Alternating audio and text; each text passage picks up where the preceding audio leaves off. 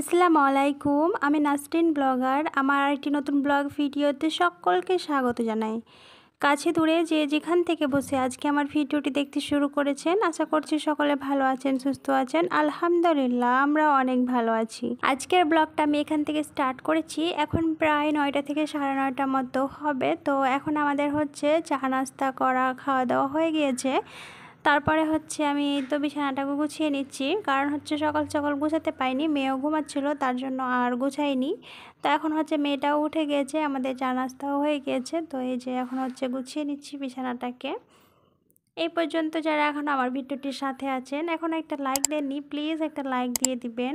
আপনারা তো জানেন আপনাদের একটা লাইক আমার কতটা উপকার হবে। তো প্লিজ একটা লাইক দিয়ে ভিডিওটি কন্টিনিউ করবেন। ছোট্ট একটি ভিডিও, আমার ভিডিওটি স্কিপ না করে ফুল ওয়াচ করবেন, সবার কাছে অনুরোধ রইল। তো এই যে আমি হচ্ছে বিছানাটাকে গুছিয়ে নিলাম ঠিকই, কিন্তু কি বলবো, যাদের বাড়িতে বাচ্চা আছে তারাই জানে। আমি এইভাবে রাখলাম ঠিকই, কিন্তু আবার বাইরে থেকে আবার বা ঘরে এসে দেখবো যে আর এরকম হয়ে নেই, পুরো চেঞ্জ হয়ে গিয়েছে। তো এরকম হচ্ছে একটা অবস্থা। তো আসলে কি, আমার মেয়েটা এতটা বদমাশি করতো না, বা এখনও অতটা করে না। তো তবুও মাঝে মাঝে একটু বদমাশি করে, কারণ হচ্ছে ও তো এখানে একাই না, কি করবে, কোথায় যাবে ও নিজেই বুঝতে পারে না, তাই আমিও ওকে আর কিছু বলি না। তো এই যে এইভাবে দিনকাল চলে যাচ্ছে আমাদের।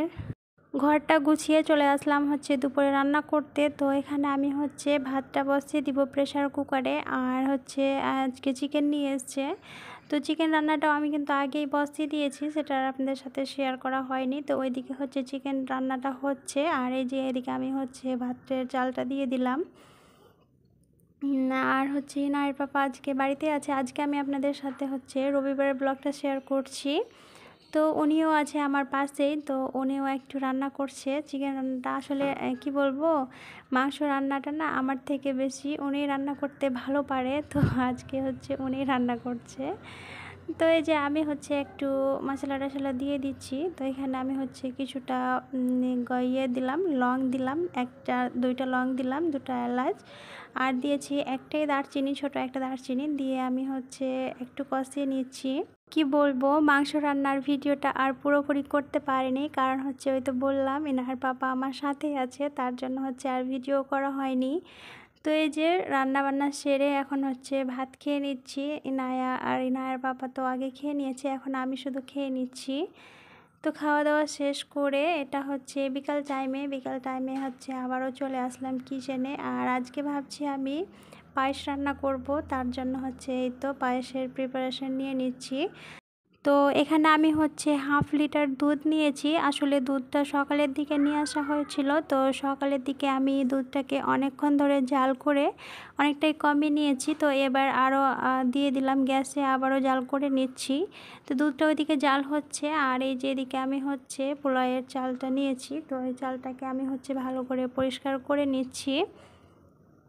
তো চালটা আমি পরিষ্কার করে নিয়েছি, চালটাকে পরিষ্কার করে রেখে দিলাম। আর আমি যেভাবে আজকে পায়েস রান্না করছি, জানি না এভাবে কেউ রান্না করেন কি না, কিন্তু আজকে আমি হচ্ছে এভাবে রান্না করব, আর আপনাদের সাথেও শেয়ার করছি। আর এইভাবে রান্না করলে রান্নাটা কিন্তু খুব তাড়াতাড়ি হয়ে যায়, আর খেতেও কিন্তু ভীষণ মজা লাগে। তো এই যে আমি হচ্ছে যে পোলাওয়ের চালটা ধুয়ে রেখেছিলাম, তো সেই চালটাকে আমি হচ্ছে প্রেসারে দিয়ে দিলাম। আমি হচ্ছে প্রেসারে সিটি মারিয়ে নিব, এতে চালটাও খুব তাড়াতাড়ি সেদ্ধ হয়ে যাবে আর রান্নাটাও খুব ফাস্ট হয়ে যাবে।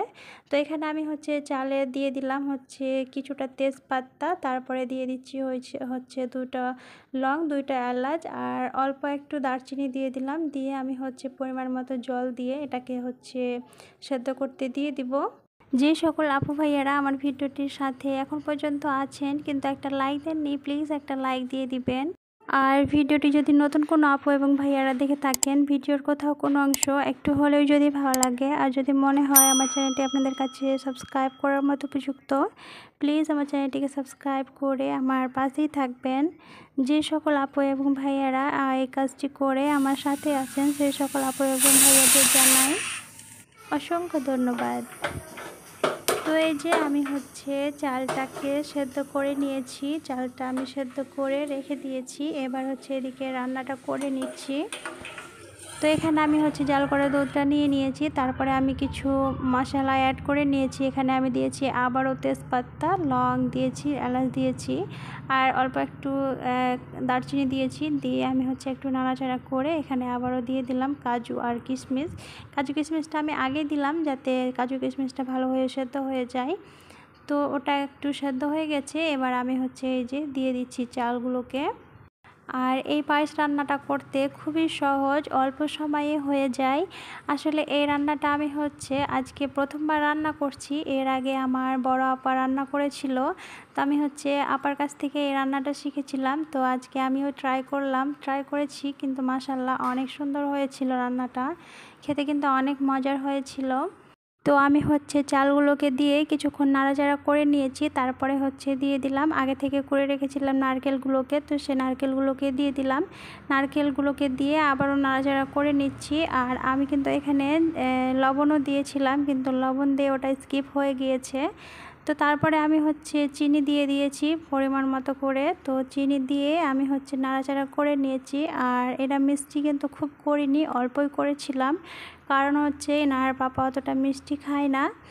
তো আসলে পায়েস রান্নার ক্ষেত্রে অতটা মিষ্টিও ভালো লাগে না, হালকা মিষ্টি থাকে ওটাই ভালো লাগে। তো আমি ওইভাবেই করেছি। তো ভিডিওটা আজকের মতো এই পর্যন্তই। আল্লাহ হাফেজ।